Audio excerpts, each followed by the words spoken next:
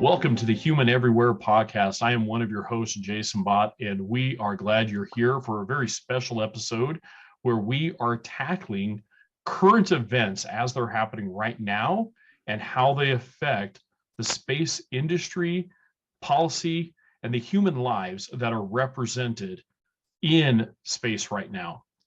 Human Everywhere is a production of Deep Space Predictive. Human Everywhere looks to ask the question, what does it mean to maintain our humanity as we go further into space? As we explore the stars, how do we make sure that the human condition, the very nature of our humanity, is preserved and championed? Today, we are also joined by guests from an incredibly ambitious focus on ethics in space called Project Lodestar. In fact, several of us actually represent membership in both of these organizations, Deep Space Predictive and Project Lodestar.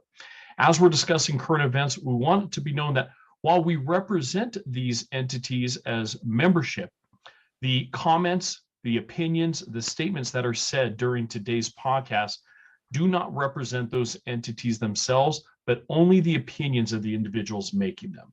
We want to provide a free and open conversation so that the individuals sharing know that they have the freedom to do so, and at the same time recognize that these do not represent the official positions of either Project Lodestar or Deep Space Predictive. Today, our conversation is going to be about the Russian invasion of Ukraine and the threats made to space assets and missions currently right now happening. We know that this has really taken over a lot of social media. That's gathered a lot of attention in our mainstream media. The conversation from the various pundits have tackled this. And we want to come at this from a completely different angle. But first, let me have my co-host, Yubi, introduce himself, and then we'll swing around and also bring in our two additional guests. So we'll ping one right after the other. Go ahead, Yubi. All right. Thank you for the baton. Yes, Yubi Ciminieri, and yeah, exactly what Jason's talking about. You know, this is such a fascinating space that we're all in, right? And I feel like I'm coming at it from the voice of sort of maybe the sci-fi nerd, but you know, who kind of understands a little bit what's going on in the space industry, but not like the day-to-day. And so that's why we wanted to have a conversation like this to kind of put a spotlight on things that most people might not think about when it comes to space and how things that are happening on Earth might be impacting that and vice versa. So consider me that voice for you. I'm just excited to be joined by great guests again. We seem to get so lucky when we get to that. And so let me hand it over to Alires Almon and have you say a few words about yourself and go from there. Thanks, Yubi. My name is Alires Almon, and I am the founder of Deep Space Predictive, but also a participant in Project Lodestar and a member of Project Lodestar, focused on commercialization as part of one of our tenets. And it is interesting, you know, Yubi and Jason, is when we talk about these issues, we do have different knowledge and different perspectives. And as Jason brought up, you know, this is about human everywhere and how our humanity shows up in different places and how it affects from what we're doing on Earth, doing to this near space entity or engagement that's happening. And what does that mean? And what does it mean as we start to go further and further when types of conflicts happen, when we're trying to be really peaceful? So I'm really looking forward to the conversation. Awesome. Yeah.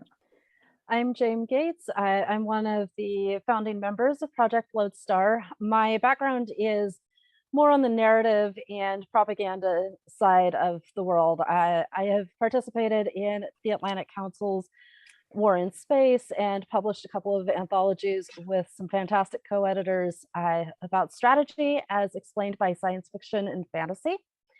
So that's the angle that I'm going to be looking at in particular, is the stories we tell and how those influence our perception, but also safety and the use of social media in legislating that sort of thing. Thank you to each of you. I want to kind of dive right into the conversation. And while there's actually quite a lot of things that are happening here, I think the thing that's really kind of sparked the conversation right now is the threats made by the former deputy chairman of Russia, Dmitry Rogozin, and I hope that I pronounced that right. After President Biden, the US president, announced a series of sanctions, Rogozin blasted off a series of tweets. In the first series of tweets he did were specifically regarding the International Space Station, the ISS. And in those tweets, he threatened to potentially shut off the ISS's Russian-controlled propulsion systems. Now, that threat alone could lead towards ultimately the ISS falling to Earth in an uncontrolled deep orbit, potentially landing on territory in the US, Europe, China, or India. There were threats, or veiled aspects of the threats that hinted that the ISS does not fly over Russia. And technically it doesn't. There's a tiny little bit of land that the ISS is overhead. So correct, if it was to crash, it would affect any nation other than Russia. Threats that came afterwards also threatened the fact that we have right now scheduled for just a few days from now the Soyuz capsule to go up from the ISS and to pick up 2 cosmonauts and a current US astronaut. And that Russia is saying that the current US astronaut would not be welcome to return to Earth on the Soyuz capsule. And the fact that they would actually abandon the astronaut on the ISS. Now, again, there are, in today's very, very carefully nuanced world, those threats were veiled. And a lot of people are questioning whether or not they'll actually follow through on them. But I just want to throw out this fact that we are now having space assets, active space missions that are being threatened by world leaders in the middle of armed conflict as potential, ground. This actually makes space part of the combat arena. And just put that out there and kind of open it up and have a general conversation. I'm wide open to hear. We've got great insight from this team and want to get every one of you to kind of chime in from different perspectives, and then we'll head on to a few other things. So put that out on the table. Boom, there it is. Mic Give me drop. some feedback. I want to come at it just real quick from again, like that sort of normal everyday person, right? Who's not in the industry of space in any way, shape, or form, and represent that perspective, because I think, and this sort of goes to what you're talking about, Jaym, with social media and propaganda and stories, right? You hear these things in general, you see the headline, and as an everyday person, you're like, holy crap, like, what does that mean? Like, should I be looking up? Do I need to be running? Like, what do I need to be doing? I mean, I've seen this however many times in sci-fi movies. We talked about that before we hit record. What am I supposed to freaking think about that? Because that's what I'm thinking. It's going to fall from the sky. We're going to see all these bits and pieces. Nobody knows where it's going to land. So it's literally, oh my, and then what does that start, right? What's the catastrophic consequence of that action, right? Or nuclear warheads going to be launched in retaliation. And so there's this fascinating yet really fearful perspective to those kinds of threats. And when not understanding that industry, I don't know, it can be really scary, I think.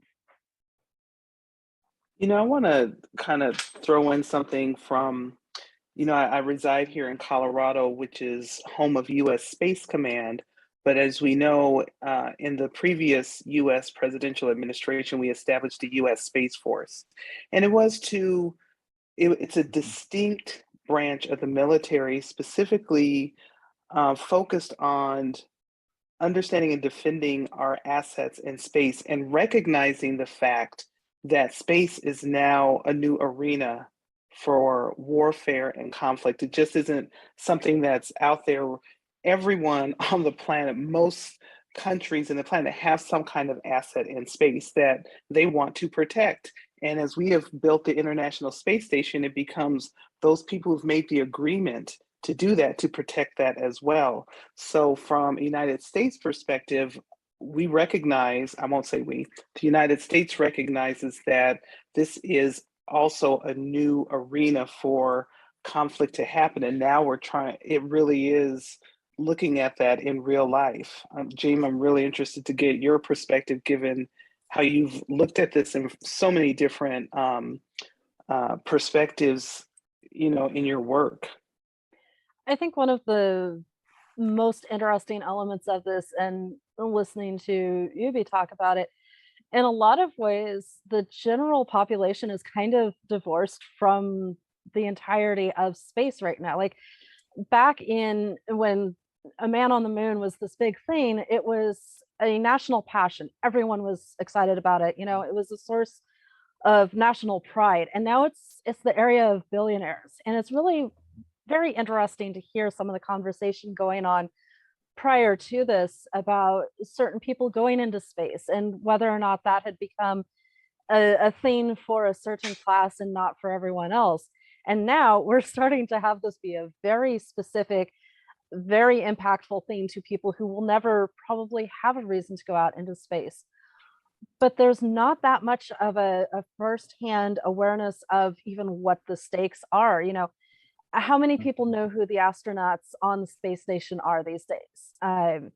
We watch a lot of the Curiosity rovers go up. There's a lot of emotional investment in those, but we've kind of put, I think, the ISS a little bit on the back burner of the national narrative about space. And it's going to be interesting to see how this affects that and how this brings out that conversation about both the rights, but also the obligations and the responsibilities of nations that are participating in this and the potential fallout. Mm-hmm. Well, it's just funny, as you talk about, the billionaires in space kind of thing. I think it just came out today that Pete Davidson is now flying to space, the comedian from Saturday Night Live. That just came out, and he's flying on the next Blue Origin flight. So yeah, you're right. Like that's such a distinction between the general population and who has access. And yeah, it's still the stuff of sci-fi, and maybe that's what keeps people from really thinking that this could happen, right? That this could be real. I don't know. But it's interesting, but we've had like hints of this, right? Yeah. When we look at, I know the conversation about the value of space and why invest in space. And one of the big examples we always use is look at your cell phone, look at your, banking, things like that. And everyone has an investment in space because they use space. And I don't know what it would take to make them aware of the importance of this current, situation on Earth as it, and what that impact is to our space and our everyday lives. One of the things I'd like to do is kind of pivot a little bit of a conversation here and maybe go a little bit of a deeper question, because one of the things that seems to be hitting media right now is looking constantly at the threats that Russia has put out. But I think it's also wise for us to recognize that the sanctions actually were the ones that ventured into this battleground first. And that specifically Biden said that the sanctions would degrade Russia's aerospace industry, including their space program. And the fact that we actually, in the sanctions, I say we, I mean the US, focused on denying Russia access to specific semiconductor chips, which are designed for satellite communication. So that the sanctions actually were aimed at Russia's space industry. So when you begin to get into an economic warfare focusing on their, a country's space industry and their space efforts, is it that crazy to assume that they would not respond to say, well, we won't, help others out? And again, Russia has done that. Immediately after the sanctions, Russia suspended all Soyuz launch cooperation with Europe.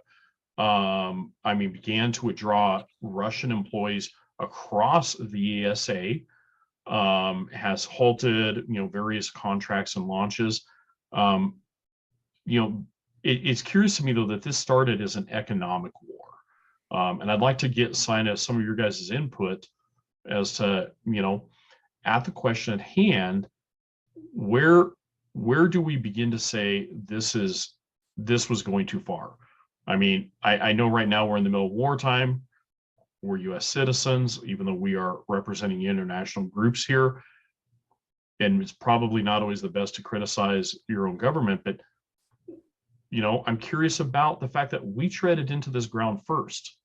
And is it possible that the U.S. is in a way causing the potential threats or the potential damage here? Just, and I guess the reason I'm asking it is because I don't want us to be in safe ground. We need to tackle the stuff that I'm not hearing other people address right now. So I actually think that there's an interesting distinction here, in that one of the things that is most important in any war is communication. And I mean, the news has been full of the fact that Russia created this exorbitantly expensive secure communications system, and then it just hasn't been functional because it needs cell towers, it needs all of these things, and destroying the communication infrastructure of Ukraine as they go in has actually destroyed their ability to use their own system. And so it comes into this question of, this is probably one of the best ways to strike at them, is to damage the communications, but to do it in an economic sense where it's a little bit safer.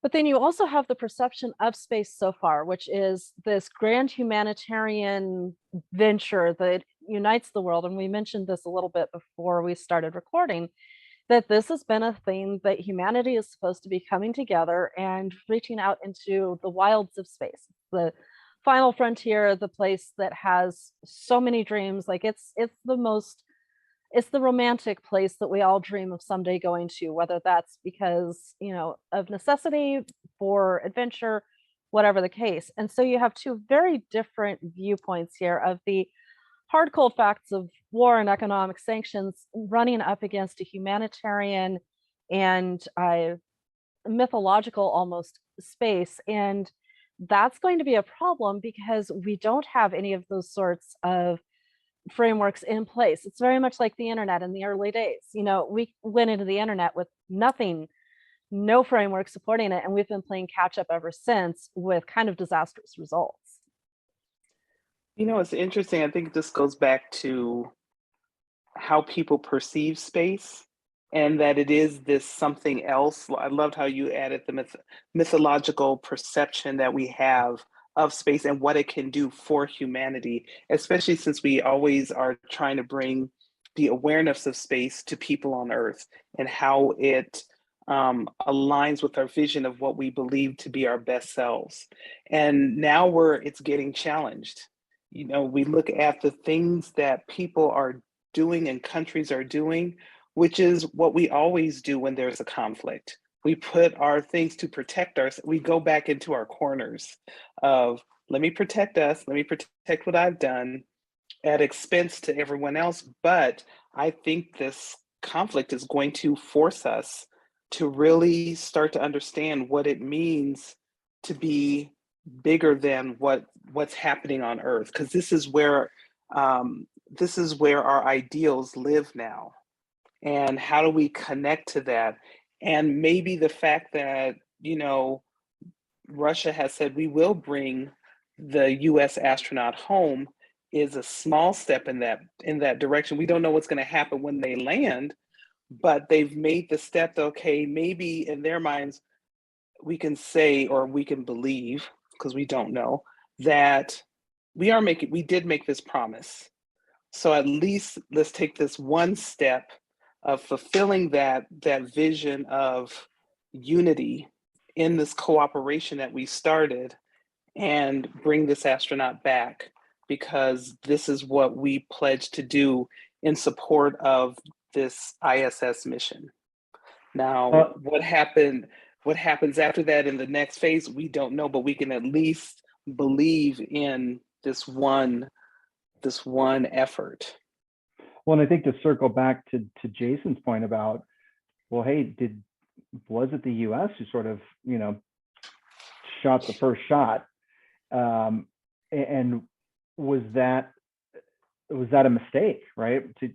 To what the point you're making, both of you, Alires and Jaym, that the opportunity for the space industry or that perspective to bridge a gap, right? Or like to instead use that cooperation, that collaboration, that humanitarian effort to try to solve things back here on Earth. Was there a missed opportunity there? Was it just using it as a pawn as opposed to what we believe space can be and should be, which is accessible to everybody and a new frontier and a chance at new ways of expanding human beings across the universe, but also then positively impacting things back here on Earth. Did we miss an opportunity? And yeah, I mean, it seems like it on the face of it. To your point, Jason, if it seems like it was a mistake to go that route. It also brings up, I think, part of another question. And going back to the mythological, there are two competing, I think, in a way, myths of happening right now in the space industry. One is that, well, it's nationalistic. And what I mean by that is if you go back to Kennedy's speech, we will reach the moon. And that thing that just galvanized around the Apollo mission. But that became a very nationalistic view of space. Simultaneously, there has been an entire pendulum swing to a more current thing where, oh no, it's international. In other words, we can't do anything in space without the whole cooperative involved. And that in a way, space has to be peaceful. Space has to be preserved. But both of these are presumptive arguments or presumptive states. And I'm not sure either one has shown to be true. Do we always need to be international and cooperative to do anything in space? And B, do we have to always just do this on our own? Because maybe we won't get anywhere.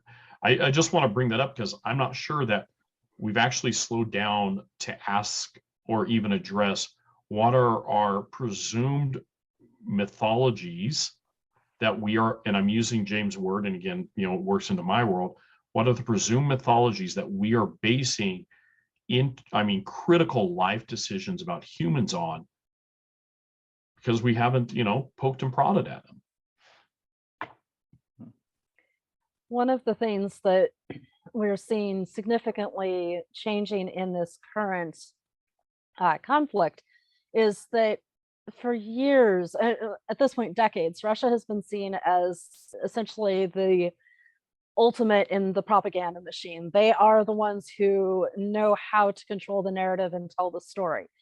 And we're seeing a change in that. Ukraine has created in the matter of a few days, they created these new heroic myths that were coming out, sunflowers and, these things that just instantly garnered international attention.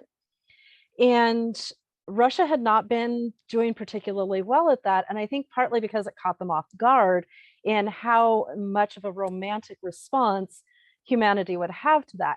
Well, then you have the space station, which is, that very romantic sort of idea to a lot of people.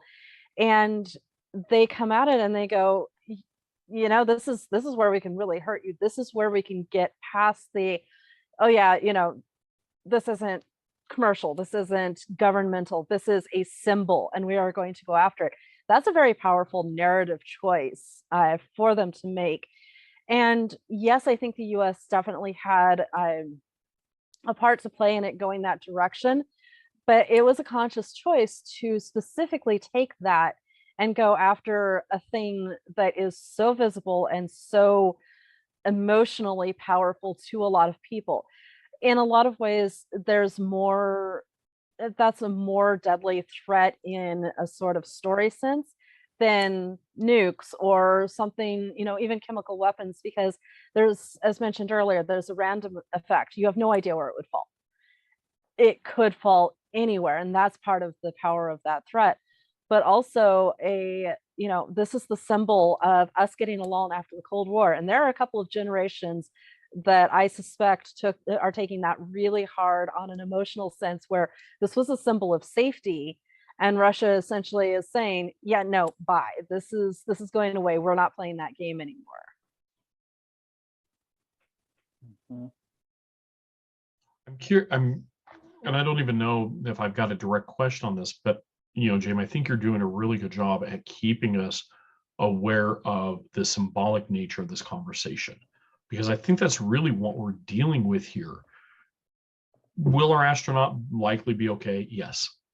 Will they actually threaten to drop will they actually move ahead and drop the ISS on a populated country? I hope not. I doubt it. But instead, we are dealing with a conversation of symbols. And I think that really gets into the point of human everywhere and the conversation of space. Space is this grand vista that every human has a part in. I can remember being a child and going out at the age of 10 with my telescope and looking up at space. And that story is not unique.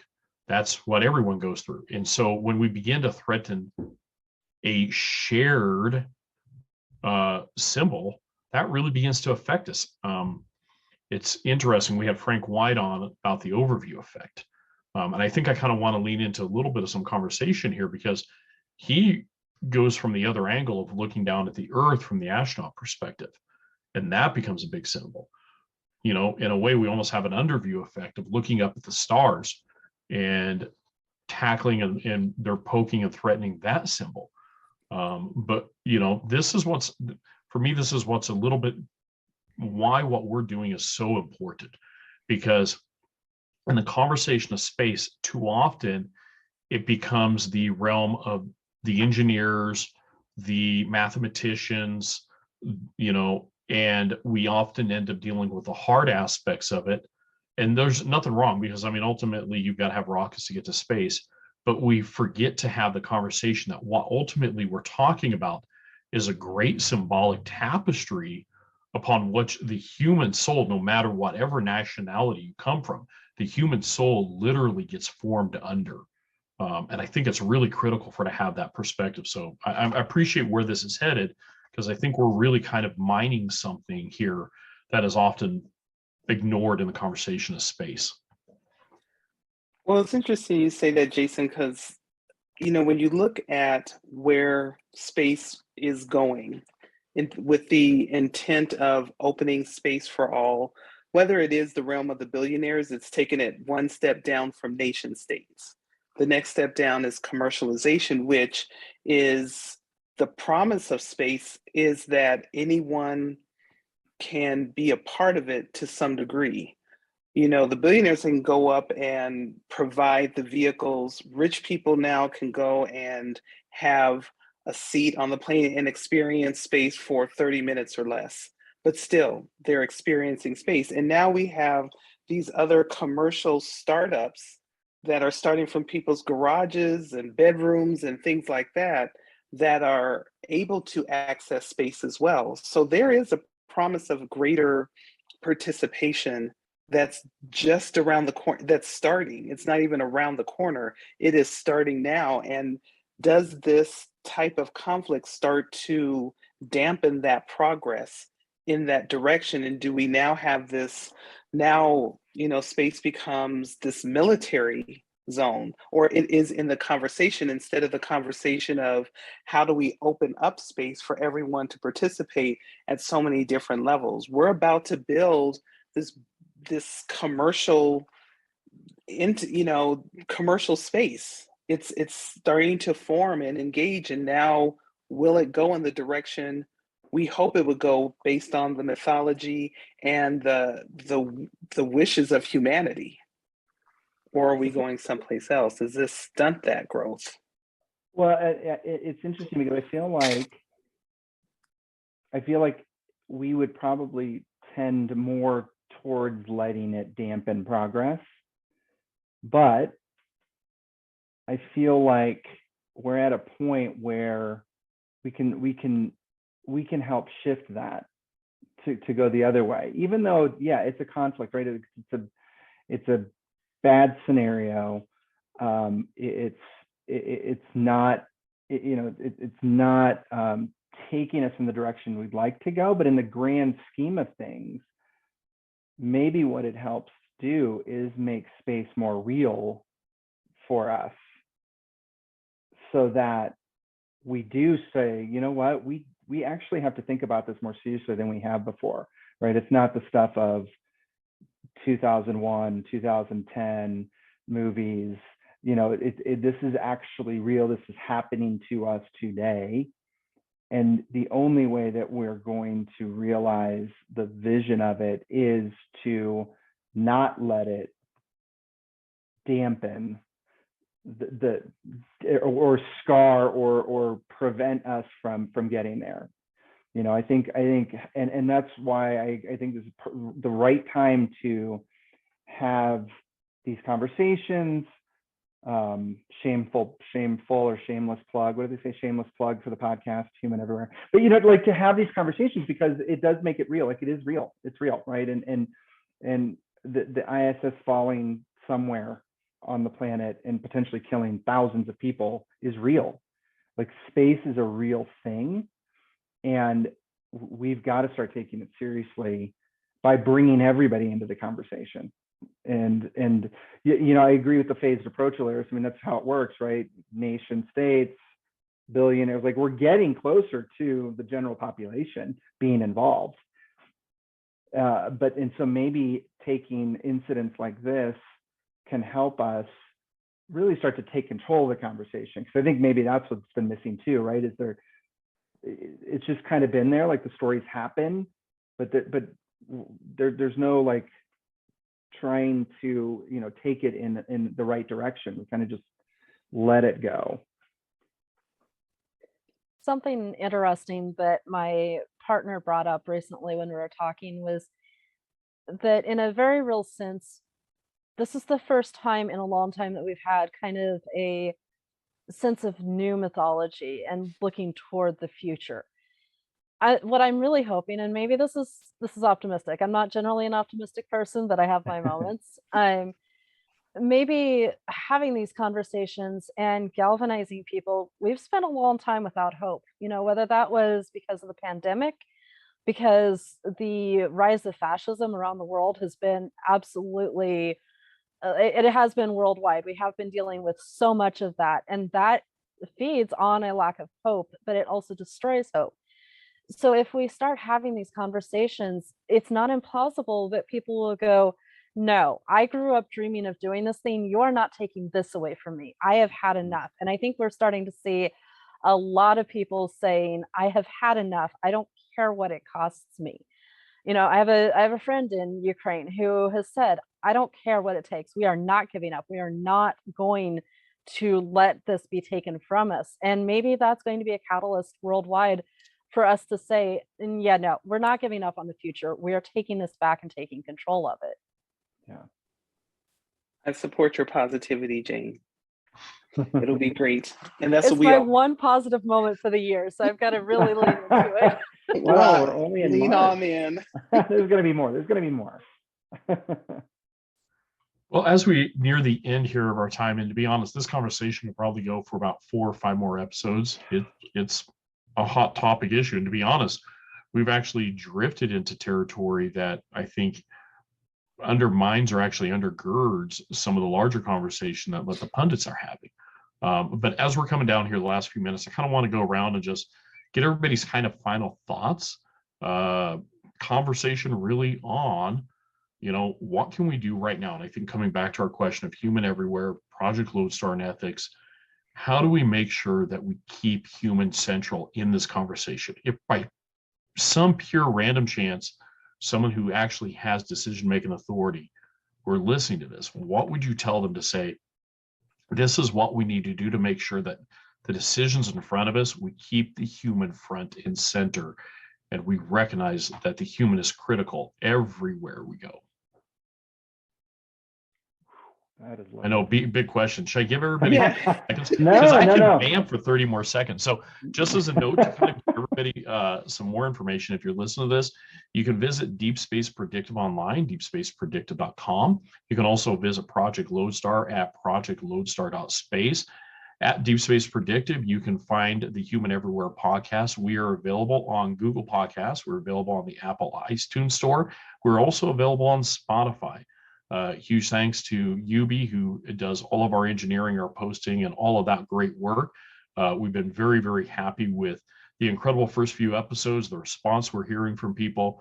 We've had the great benefit of having amazing, amazing guests, and we don't take that for granted. And we know that it's our guests who have made these episodes so fantastic. So if you're wanting more information on us, you can check us out online. We will continue to post what we're working on. Both organizations are slowly working on things behind the scenes, and we know that you'll want to stay tuned in the future. So now that I've vamped for 30 seconds, let me swing it out. Who would like to take the first shot, and who would want to be our final word? I'm good with either. Let's go, James. We'll start with you first, and we'll end and have actually Alires be our final. So James, if you could go, you be Alires, then I'll close this off here. Okay. I think my final words are a little, that sounded a little stranger than I meant it to. My final thoughts on this subject are, so a few years ago when the Interstellar movie came out, I was watching it for like the third time in my local little hometown. One of my friends had wanted to see it. And there were these 3 teenage kids in front of us, and they watched the movie, and you could see them for the first time understand what space was. And they walked out of there talking a mile a minute, and one of them said, I want to talk to my mom about how I can go to space. And we really haven't had a lot of that recently. We haven't had a lot of the narrative about how we can do this and giving the ability to people, just normal people. And we have so many amazing stories starting to come out about underprivileged schools who are putting together these amazing space programs, and people who are, like you said, starting to do things out of their garages or their bedrooms. What I really want to see is for us to start telling that story again, not of leaving this earth because we've destroyed it and it's our only chance. I hate that narrative. I hate that narrative so much, because earth has to be our foundation. We have to have a base to leave from and to want to come back to. If we are getting off of this earth because of fear, anything we do will fail. So bring back that story and that narrative and that romance of going to space as a human population, not as an American or a Russian or whatever country it might be, but because we're human and we, like you said, we all grew up under the stars and we should all get to experience them. I love that. And I'm going to continue the human thread of that. And I guess what I would say to the powers to be is to remember that we are all human, which means that we're all operating off of the same biases, and right, like our brains and bodies work the same. Doesn't matter who we are. It's the fact that we are human, and sometimes we do stupid things. Sometimes we say things, and it's to think about that. I think we have to remember that as a follow-on to what James talking about, because when the Russians are saying they're going to bring down the ISS, what is that? What are they really trying to say? Like, is it just, do they mean it? Or, like, can we take some time to remember that we're human beings, and that, let's find a time to figure out what's really going on, and kind of gets to psychology, right? And the mental health of everything that's happening. But we all operate from the same sort of playbook, blueprint. And we can't forget that. And thanks, Yubi. Yeah, I'm gonna go on, continue on with the idea that more people, humans everywhere, i.e. on Earth, more humans are engaging space.